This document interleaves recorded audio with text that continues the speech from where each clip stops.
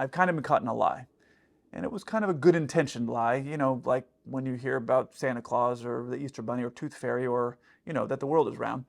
There was a reason behind it. Most of you by now have seen this video. It's an Asiana flight where a passenger decided to open the door mid-flight. And I've talked about this before in some of my other videos, but there was a radio interview that I recently did where they asked me specifically about this question, and this is what I said. When you see in Hollywood, someone's trying to open a door on a plane, it doesn't work like that. Right. No. There's so much pressure inside the plane that there's even D-Rock, who's huge, wouldn't have the strength to open a door like that. Because you would have to pull it in first. You'd have to pull it in. Plus, you won't even, there's a lever there.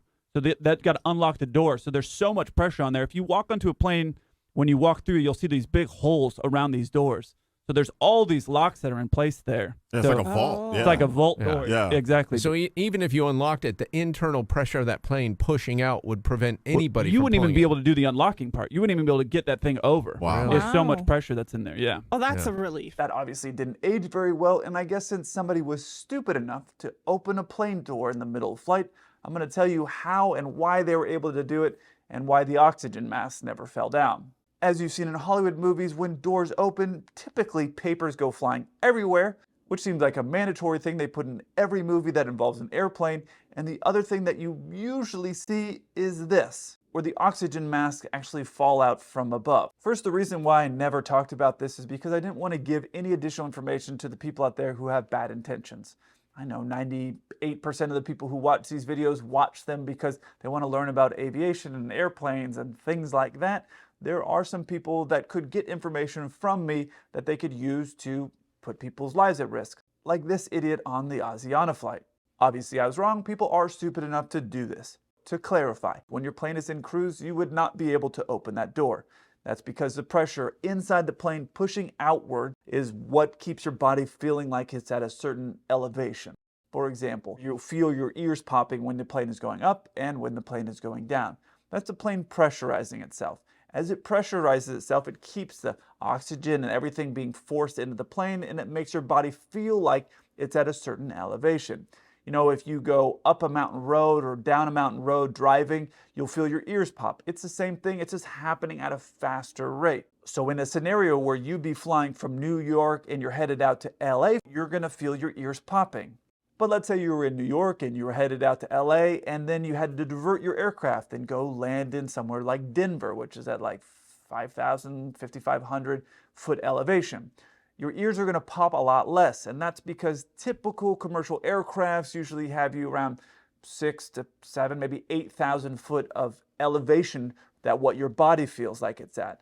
So if you end up, let's say at 6,000, let's say you're at in a very good aircraft and the pressurization is set up to be at 6,000.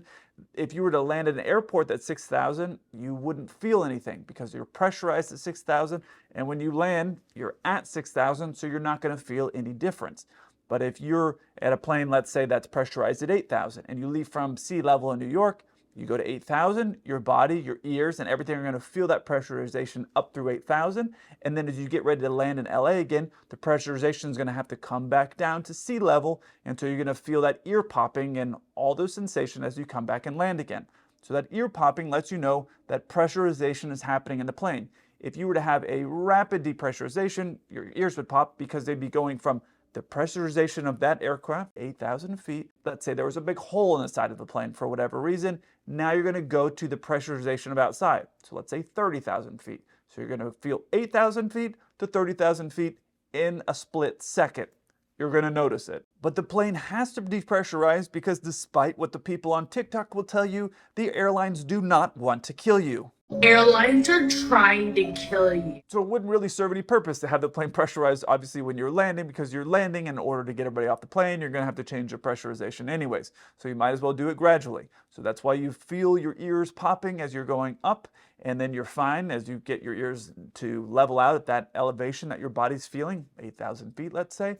And then when you start going down, the pressure starts changing. And it starts changing based off of the landing elevation of the airport that you're going at.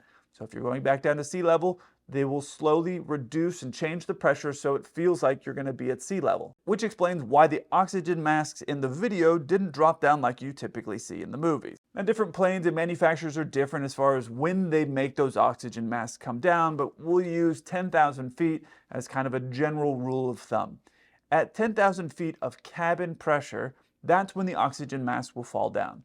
So if your plane is at 30,000 feet, a huge hole develops. Now the cabin pressure is going to go to 30,000 feet because now there's huge hole there. There's no pressurization in the plane. Huge hole, cabin pressure 30,000 feet, oxygen masks are going to fall down. But if you're flying at 7,000 feet, huge hole opens up. The plane is now at 7,000 feet. There's no reason for the mask to drop down because they're set to trigger to go off at 10,000 feet, not at 7. So that is why the masks didn't fall. They were getting ready to land, which means they were below 10,000 feet. So the fact that the door opened up doesn't trigger for the oxygen masks to deploy, and that's the reason why that happened. I highly doubt that if this plane was over 10,000 feet with the pressurization pushing against the door, this guy would have been able to open the door. But if by some miracle they had the strength to open that door above 10,000 feet, you would have seen the oxygen mask deploy just like you saw in the movies. But because they were below 10,000 feet, the plane was getting ready to land. It was probably at a neutral or even negative pressure situation, which allows the plane to safely land, allows the flight attendants to safely get you off the plane. And it also means that if you have some idiot sitting at the emergency exit door, they're able to open the door and put everybody's lives at risk. I also feel like if you're going to be so reckless to open the door in the middle of a flight, you should at least have a couple reams of paper sitting on your lap so the paper can go flying everywhere, which is what everyone wanted to see while they were recorded with their grainy cell phone videos. Now, I'm not a lawyer because that's just too much studying for someone of my intellect, and I don't know anything about the law when it comes to prosecuting people, but what I'm hoping for is something like an attempted manslaughter charge for all of the passengers and all of the crew that are on the plane. Because if you don't hold people responsible for doing stupid things, people do more stupid things. Who would have thought? Now, a lot of airplanes have slides that come out as soon as you open the door, and they're armed as soon as everybody gets on the plane and they're getting ready to push back. I'm sure if you've flown a lot of times and sat in the emergency rows, you will hear as soon as they're getting ready for pushback, they'll make an announcement about arming the doors and cross-checking and doing that stuff. What they're doing is they're arming the doors so that way, now that the plane is off the jet bridge, you have a place to safely evacuate from the aircraft by going out the slide. The same thing happens when they pull back into the gate. You pull back into the gate, they get in, and now you have a safe way to safely get off the plane via the jet bridge. So they disarm all those doors, so just in case somebody were to do something stupid, that slide doesn't blow because it's very expensive. Someone sent me this photo that this apparently was the door that was opened in flight. Obviously there's no slide. I'm guessing that it just ripped off and landed on someone's house. And of course, this begs the question, if I'm sitting in the emergency row, which I do sometimes, and I were to see someone reaching up to grab the handle to open the door, what would I do? Well, I can't say what I would choose to do, but I would start with calmly asking them to not do that. And then I escalate it there depending on the situation to the point where I prevented someone from opening the door by whatever means I found necessary in order to prevent that from happening. So do with that information as you will. Now, the pilots did the right thing here. They were a few hundred feet or maybe 1,000 feet off the ground as soon as that door opened. It doesn't really serve any purpose at that point, and they would definitely have gotten an alert on their screen to say a door opened, but there's nothing you can really do at that point. You're landing, they're in a configuration ready to land.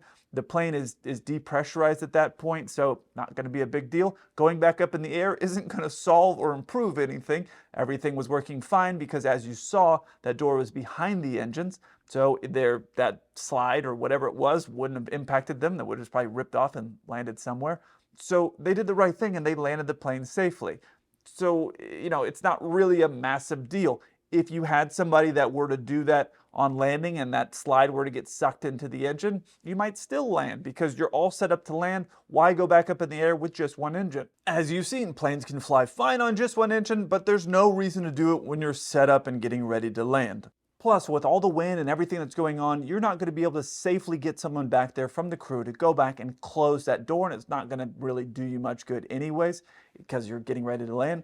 The only time that I would ask someone to go to that door and try to safely close it is if I was on the flight and there was a crew member who was senior to me at that airline and I was just trying to move up a number.